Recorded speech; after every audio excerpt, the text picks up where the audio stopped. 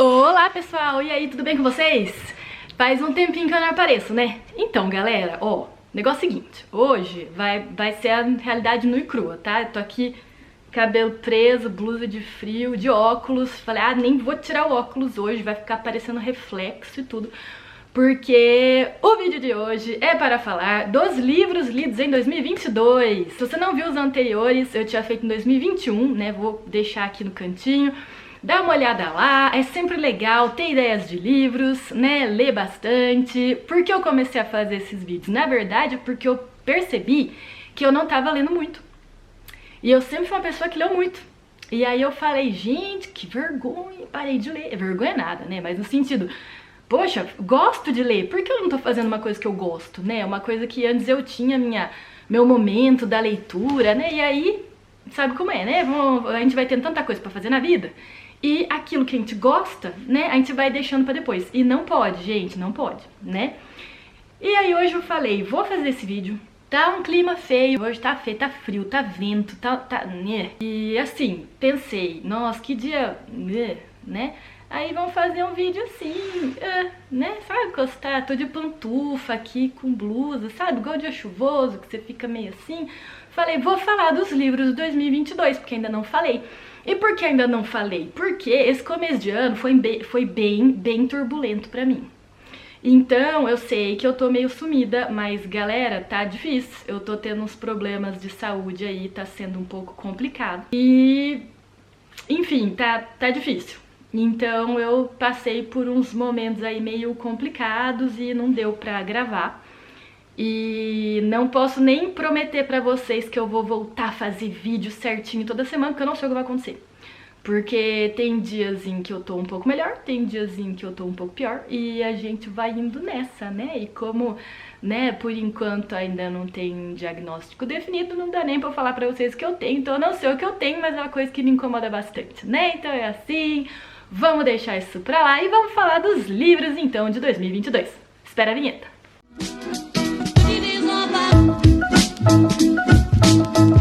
Então, hoje... vocês vão ver que não tem a minha bolha. Lembra que eu fazia aqui nesse cantinho aqui de livro e tava na bolha? Então, mas o que acontece? Quando a gente tem 3 aborrecentes em casa, né, não dá mais pra você ficar na sua bolha, porque eles acabam com tudo, né? Eles destroem sua paciência, sua bolha, sabe? Eles destruíram minha bolha. Fizeram um buraco, a gente tentou colar, depois fizeram outro, aí acho que a bolha falou, ai galera, não dá mais, né? Vamos parar de fazer buraco em mim. Então não conseguimos mais recuperar a coitada da bolha, né? Foi tanto furo na coitada que, né, não enchia mais. E daí ficou assim. Então hoje não tem bolha, né? Eu gostava dela. Ai, enfim. Então daí hoje eu pus aqui esse divã, sei lá como é que fala isso. É um sofazinho aqui, tipo um puff. E não tá nada muito escondido, vocês vão ver meu computador, vai ficar aparecendo. Mas é porque hoje tem vários livros. E eu vou explicar pra vocês por quê. É que, nesse ano, eu acabei lendo bastante livro porque eu quis me forçar, né? Falei, não, agora vamos lá, Fernando. Porque sabe aquela coisa? Você vai deixando, mas eu tenho isso pra fazer, eu leio depois. Então eu sempre deixava pra depois. E é uma coisa que eu gosto, então por que eu tava deixando pra depois, né? Então eu falei, não, agora eu vou dar uma forçada, eu não vou poder deixar pra depois. E eu entrei numa coisa que chama Clube do Livro, da Gabriela Prioli e do Leandro Carnal. Eu sei que não é uma coisa acessível pra muita gente, né? Eu sei que no Brasil, né, com o salário mínimo que tem, com tudo que tá acontecendo, né? E não é só no Brasil, como já falei pra vocês, se vocês não viram os vídeos mais recentes falando da crise aqui da Europa, deixo aqui marcado pra vocês darem uma olhadinha lá. Tá feia a crise, o negócio tá feio aqui também, né? Muito aumento em eletricidade, gás, tá bem complicado esse inverno, né? As contas aumentaram bastante. O salário mínimo aqui não tem aumentado, né, nos últimos tempos, tem sido bem difícil. E isso está ocasionando greves gerais, tá tendo greve em tudo quanto é canto, a galera não tá feliz. E ainda que eles quiseram aumentar a idade para aposentadoria. Aí pensa, né, poxa, que momento eles foram escolher pra falar disso, né? Aí a galera rebelou geral, então tá tendo greve. Toda semana tem um dia de greve geral pra mostrar que a galera não tá contente. E isso desde janeiro. Vocês vão ver que o vídeo que eu fiz anterior aí é de janeiro, né? Nas primeiras manifestações que começaram com relação a isso. E a gente continua tendo. Eles estão fazendo agora, uma vez por semana, tem uma manifestação por conta disso. Porque o governo tá fazendo, né, de durão ali. E a galera falou, não, vamos deixar barato e... até quando? Não sei. Mas tá tendo manifestação em tudo quanto é canto. Então assim, aqui também tá difícil. Mas, enfim, voltando pra questão do Clube do Livro, o Clube do Livro é no Brasil, eu sei que tem um preço que não é acessível pra todo mundo, mas aí eu falei, vou testar, assim eu posso inclusive falar lá no canal o que eu achei, se é legal, se vale a pena, se não vale, isso eu vou falar lá pro final do vídeo, mas então vamos pra listinha. O que é esse Clube do Livro? Nós temos os dois, Gabriela Prioli e Leandro Carnal, que juntos começaram a fazer esse Clube do Livro no sentido, todo mês, cada mês tem um livro pra ser lido. A gente já recebe a lista de todos os livros que serão lidos durante, né? Não é um ano inteiro, começou em junho, julho e acabou agora. O último livro foi lido agora, tá sendo lido agora em março. Então são 10 meses, 9 meses mais ou menos. Então não é um ano inteiro, mas, né, é um livro por mês. E no final do mês tem uma aula no sentido, então os dois vão fazer uma videoaula falando um pouco, né, do contexto, né, em que esse livro foi escrito, um pouco sobre o autor, vão dar o embasamento aí histórico, né, da parte aí do Carnal, e um pouco mais político, atual, aí pela Gabriela. Enfim, é mais ou menos isso, e depois, um dia, 2 dias depois, tem uma live onde as pessoas que fazem parte do Clube do Livro podem fazer suas questões, enfim, né, tem essa live. Então eu falei, interessante, nunca participei de um negócio assim, vamos ver como é que fica essa coisa aí, quero testar. Eu não vou nem falar muito de cada livro em si, vou passar bem rapidinho, porque a ideia era mais pra falar aqui que eu achei do clube em si. Porque vocês podem pegar a lista aí dos livros que foram lidos esse ano, isso vocês podem achar na internet. E até, né, o resuminho deles, mas então eu vou passar bem rapidinho sobre o que é cada livro, não vou, né, falar tanto assim de cada um, e depois eu falo o que eu achei do clube em si. O primeiro livro que a gente leu foi um que eu achei bem complexo, tá? Eu achei difícil e inclusive eu não terminei completamente, eu continuo lendo aos poucos, enquanto eu fui avançando com os outros, porque pra mim foi tão difícil, assim, eu achei uma leitura tão densa, que eu tive que ir mais devagar.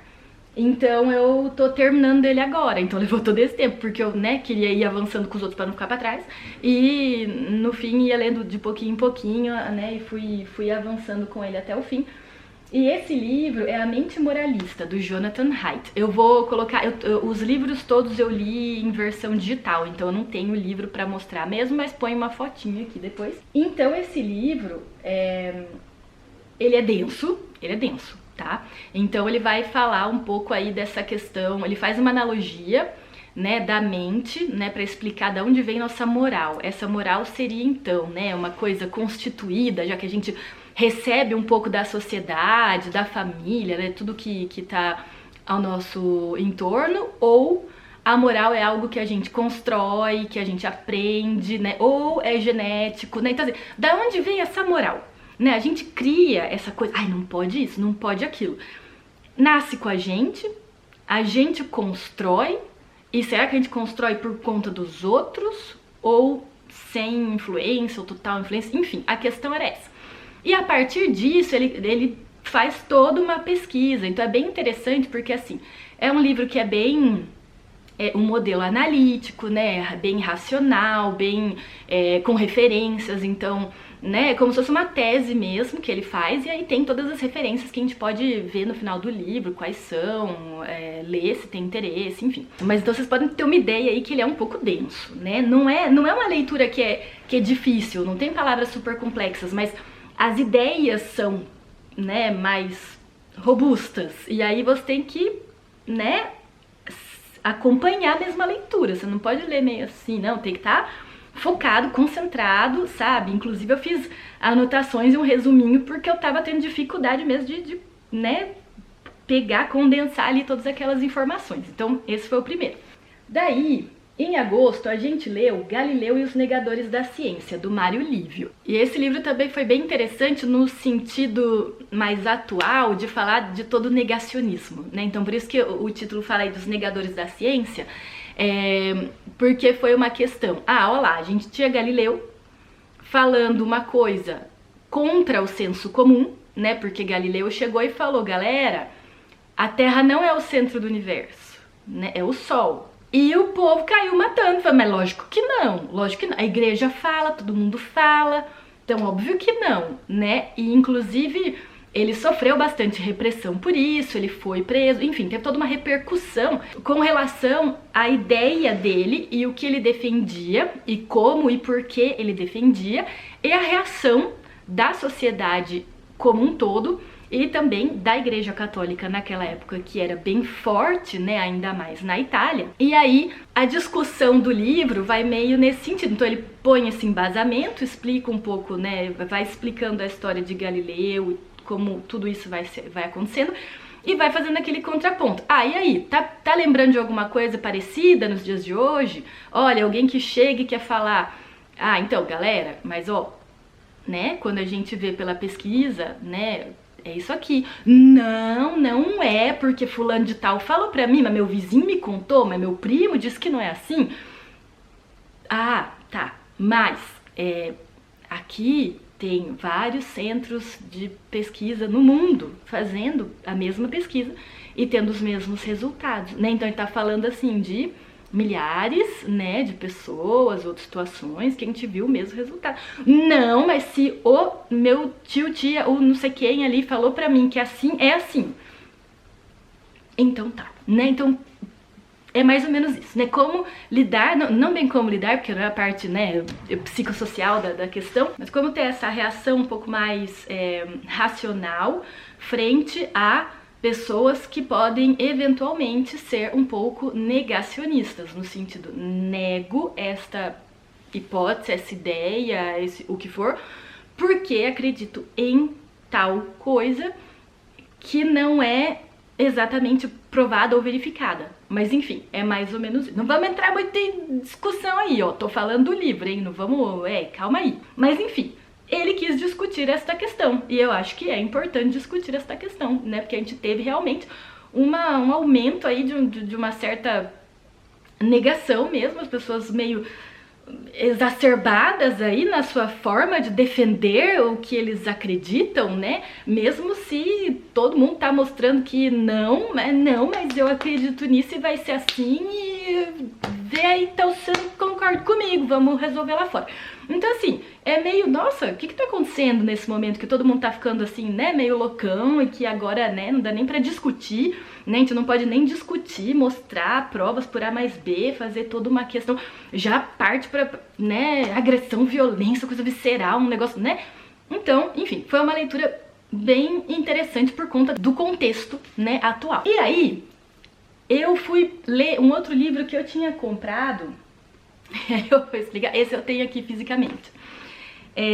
Quando eu fui pra Itália em 2018, e a minha passagem pela Itália é meio traumática, porque foi uma situação meio complicada pessoalmente, enfim, toda uma situação assim. Então não é uma questão, nossa, Fernanda foi pra Itália, super férias, não, foi uma situação meio específica, bem complexa, onde eu tive sérios problemas, né, mas enfim, isso me marcou tanto que eu não sei quando estarei pronto para falar sobre isso. Então, por enquanto, não tenho essa vontade de falar sobre esse período aí da minha vida, mas, enfim, para explicar para vocês o contexto. Eu estava na Itália em 2018 e uma vez pegando ônibus, eu vi uma mulher lendo esse livro no ônibus.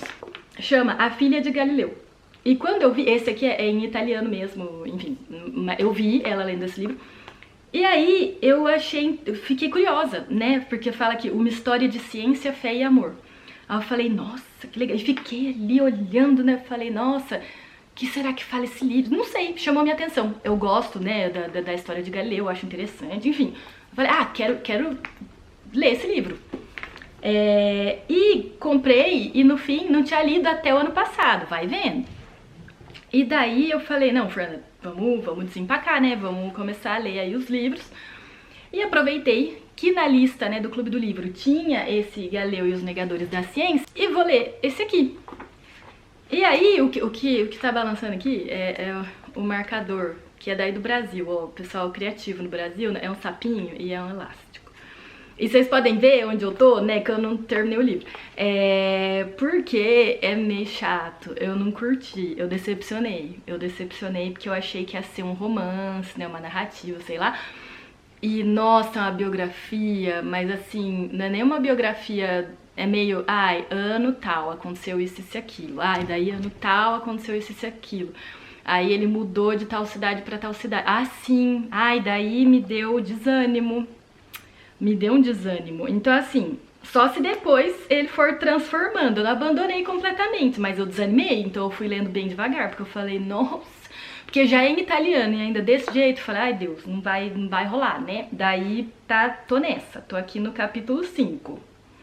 Então, assim, ele vai falar, por que é da filha, né, de Galileu? Porque o Galileu teve 2 filhas e um filho.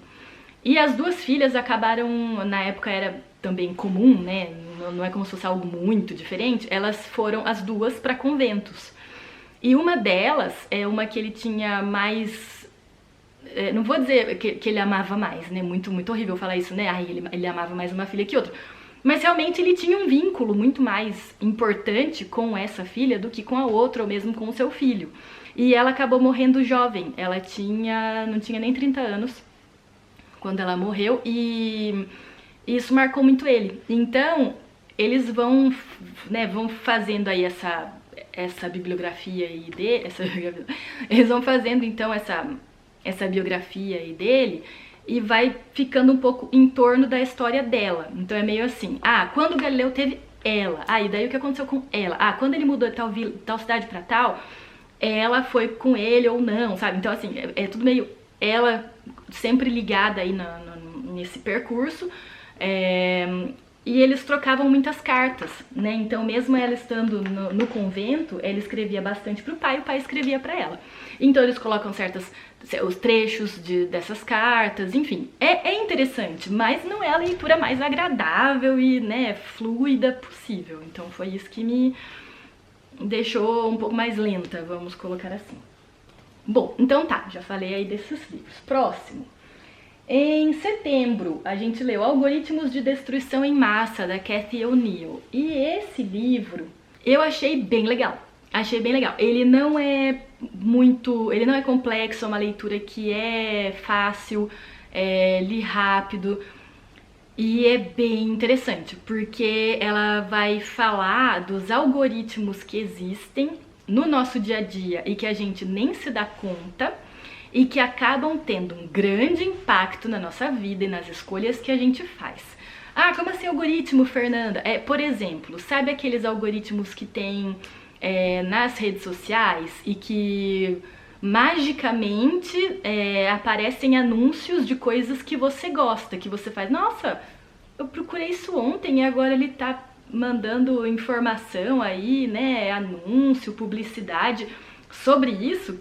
Que estranho, não é estranho, não é estranho, são algoritmos, né? A galera vende suas informações, todo mundo fica sabendo do que você gosta, do que você procurou, e com base em tudo isso, todas as informações, todas as estatísticas por trás, né, de tudo que é pesquisado, buscado, nananina, né, tem esses algoritmos que vão meio que direcionando, né, as pessoas, seus gostos, né, seus interesses, sem que você se dê conta. E tudo isso é muito assustador, na verdade, né? Quando a gente se dá conta, que fala, nossa, eu tô sendo muito manipulado e nem tinha percebido, né? Então, eu acho bem legal. É um livro que, assim, se alguém falasse pra mim, nossa, uma lista de 10 livros, né? Esse eu falaria, leia esse, pelo menos esse. Esse eu achei que é bem legal, bem interessante e abre nosso olho, assim, pra certas coisas que às vezes a gente nem se dá conta. E eu achei bem legal e fácil de ler. Próximo, O Naufrágio das Civilizações, do Amin Maalouf. E esse livro, então, é meio autobiográfico. Autobiográfico no sentido, esse autor, ele acabou tendo...